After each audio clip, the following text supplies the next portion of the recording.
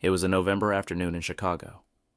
Donald Trump, clad in a long blue-black coat and red tie, strolled down Michigan Avenue.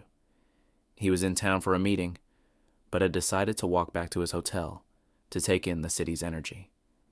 As he passed a corner near Millennium Park, something made him pause.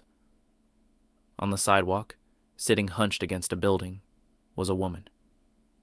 Her clothes were old and tattered, and her hands trembled as she held a cardboard sign that read, "Veteran in need. Please help." Trump stopped in his tracks. Trump approaches homeless woman. Ignoring the bustling crowd around him, he was struck by the woman's weary eyes. He approached her slowly, drawing curious glances from passers-by. "Ma'am," Trump said, "what's your name?" The woman looked up, startled. She hadn't expected anyone, let alone someone like Donald Trump. "It's Teresa," she replied hesitantly. "Teresa Hensley." "Teresa," Trump said, kneeling in front of her. "You're a veteran, yes, sir." "Homeless veteran woman," she said, her voice barely above a whisper. "Served in the Army for 12 years. Got injured overseas and, well, things haven't been easy since." Trump nodded, absorbing her words. "Why are you out here? Don't you have a place to stay?" Teresa shook her head. "Lost my apartment months ago. Couldn't keep up with the rent. Been trying to get back on my feet, but it's hard." Her words hit Trump harder than he expected. Here was someone who had given years of her life to serve the country, now reduced to begging on the streets. He couldn't just walk away. He reached into his pocket and pulled out his phone. "Teresa, stay right here," he said firmly. "We're going to fix this." Trump stepped a few feet away and dialed a number. On the other end, his longtime assistant, Margaret, picked up immediately.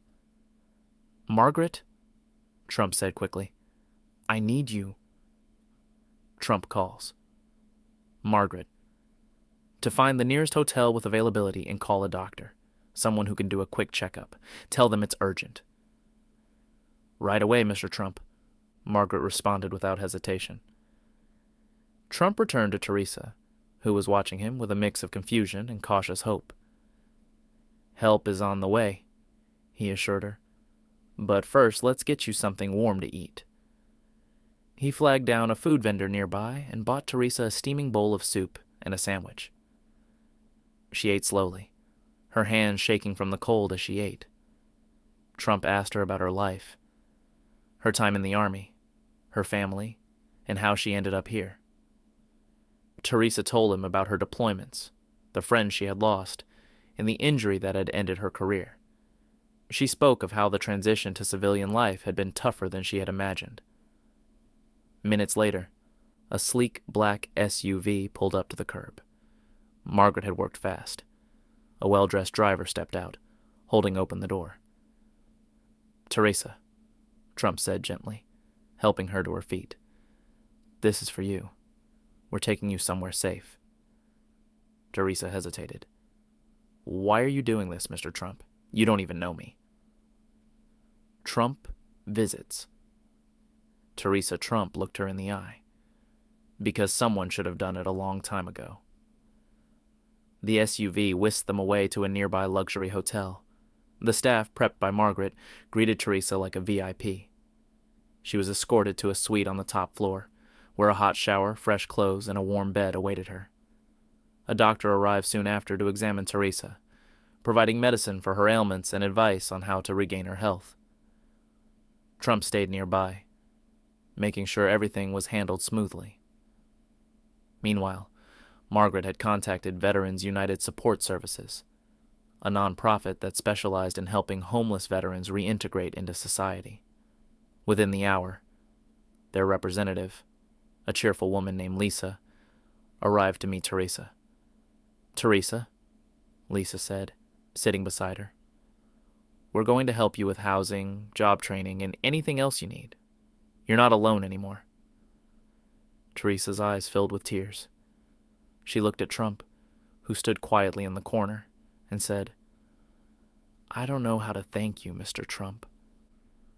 Trump stepped forward.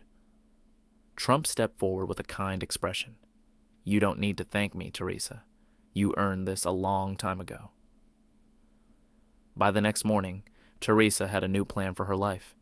Veterans United had found her temporary housing, and Trump had arranged for his foundation to cover her rent for the first year. He even handed her a check to help with any immediate expenses. As Trump prepared to leave, Teresa stopped him.